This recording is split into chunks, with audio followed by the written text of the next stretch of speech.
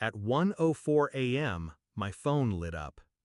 "We know you spent $520,000 to save our house, but your sister doesn't want you at Thanksgiving." I stared at it. No thank you. No apology. Just a surgical extraction. Of me. I didn't argue. Didn't ask why. I just typed one word. Noted. And that was the night everything changed. Not for me. For them. I was 29 when I liquidated half my portfolio to save their home. They'd taken out loans they couldn't afford, gambled on bad decisions, and hid it from me until the bank was 3 weeks from foreclosure. Dad sounded broken when he called. Mom cried. I didn't hesitate. One transfer. Clean. Immediate. They kept their house. They kept their pride. And I thought, maybe I'd finally earned my place. My sister, Lila, said nothing. She didn't contribute, didn't thank me, just looked at me with that quiet resentment she'd perfected since childhood. I was the afterthought until they needed rescuing. Then I was the savior. Then, almost instantly, the ghost. It started with smaller things. Group chats without me. Family photos where I was conveniently out of frame. Then Mom's birthday. I sent flowers, heard nothing. Later saw a photo online, Lila holding the same bouquet, smiling. Caption read, "From the one who really knows me." I kept receipts, figuratively and literally. I knew my place, useful, not wanted. So I played the role, silent, watching, until that text at 1 a.m. became the invitation I never knew I needed. They handed me the knife. I just decided where to cut. Step 1, legal ground. I never gave them the house. Not really.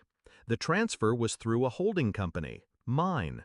Legally, they were tenants, not owners. Buried in the paperwork was a condition. If familial estrangement occurs due to demonstrated emotional harm, the asset reverts to the donor. That line cost me $4,000 in legal fees. Best money I ever spent. Step 2, the freeze. Every monthly wire transfer, gone. The $30,000 gift they expected in January, canceled.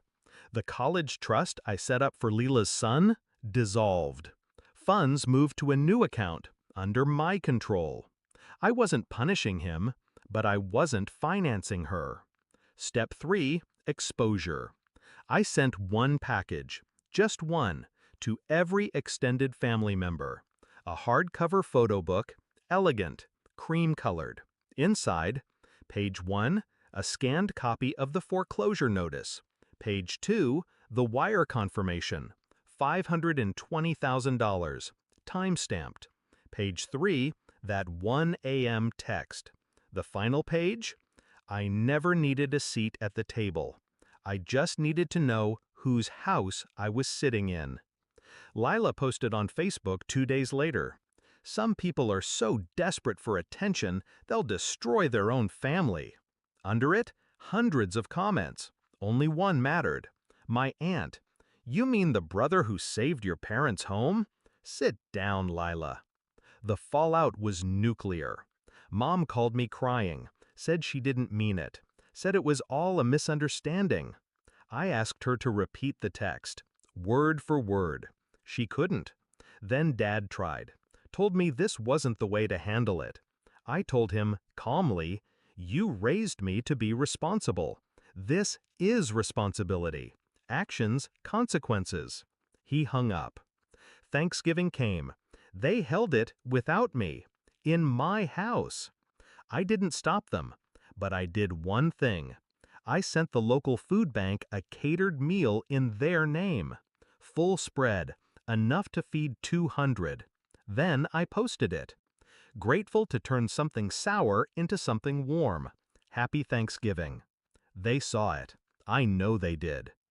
Christmas was quieter. The usual avalanche of cards and invitations, none came, except one, from my grandmother. She wrote, I don't understand everything, but I know this: the one who bails out the boat doesn't deserve to be thrown overboard. January came, and with it the final move: eviction notices. Not immediate. I gave them 90 days. Enough time to figure something out, but not enough to pretend nothing happened. Lila tried once more. She texted, "You're overreacting. You're being cruel." I replied, "No, I'm being exact."